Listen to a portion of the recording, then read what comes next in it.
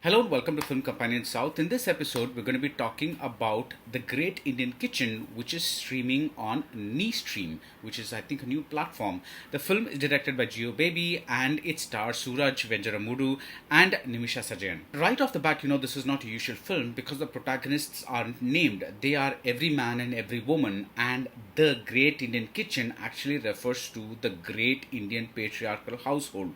Now, you have several kinds of films about female emancipation, right? Like take Earth. The emancipation comes about because the woman wants her husband cheats on her. In Thappad, the emancipation comes because the woman is humiliated when there is an instance of domestic abuse. In How Old Are You or English Winglish, the woman seeks emancipation because she's looked down upon, she's mocked, she's taken for granted. In this particular movie, the emancipation comes about because the woman is expected to be a woman. That is, she's expected to cook, to clean, to do everything that a traditional patriarchal household expects someone to do. It's not that the heroine is especially some modern, hipster jeans wearing person who kind of comes into this household and rebels. It's that at first she doesn't mind doing these things because it's like, okay, it's my job, it's my, I've been told, my own house is a patriarchal household, so I've been told by my mother to kind of be a nice daughter-in-law and, please my in-laws and do all that kind of stuff. So she's willing to do it. At first she's doing it with a smile. At first she's kind of getting along with it. But then when it keeps getting bigger and bigger, when the work keeps increasing and her husband shows no signs of helping, and when he actually adds to the work and the mess, the shit hits the fan. What is really wonderful about The Great Indian Kitchen is that it reminds us of what Indian cooking really is. I mean, it's not like you slap together a sandwich and then call it a meal, right? There's the stuff to be chopped and cut, and there's coconut to be ground, and there's like all these things. And then if you're making an idli, you need the chutney, and then like all these things that come together. And you see the women in this movie slaving away from morning to evening.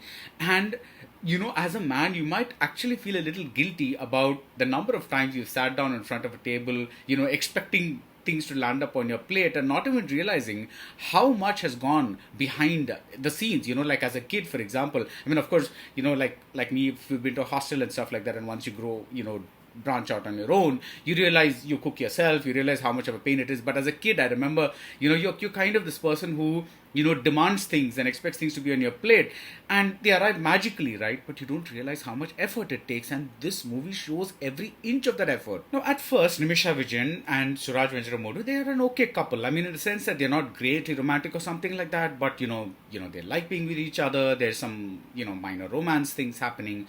But slowly, as the workload keeps increasing, and he seems to be so uninterested in even fixing a pipe, she kind of begins to unravel, and we keep waiting for the explosion. And things become worse when she's imprisoned during her period because she's not supposed to touch anything, do anything, go to the kitchen, whatever.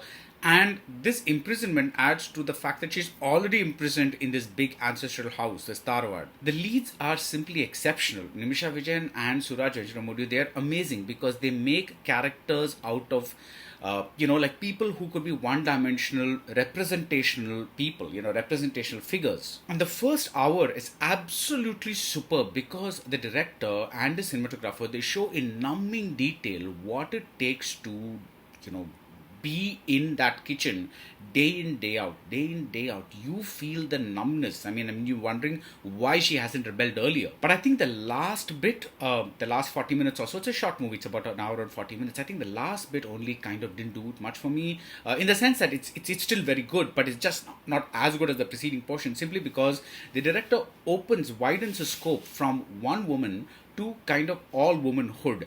And it's not that that's the problem, it's just that that's not done very smoothly. It's not done with the elegance of the first half of the movie. We're suddenly deposited in issues which involve the gender of femininity rather than just this one woman who's suffering.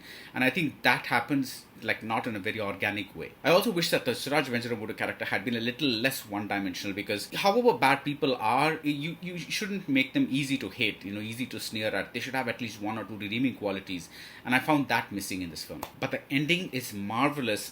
It's the equivalent of a slow clap, the kind of stuff that you hear when a real rah-rah story gets going. But what's important to understand is that the slow clap happens from just one person. It is not a crowd. So you kind of understand that this may be an emancipation story, but it is only maybe of one person, and that there are still many, many women chained in the Great Indian Kitchen. So that's it for the Great Indian Kitchen. The full review is up on the Film Companion website. If you like this video, do subscribe to Film Companion South, and see you soon at the movies or at a review of an OTT film.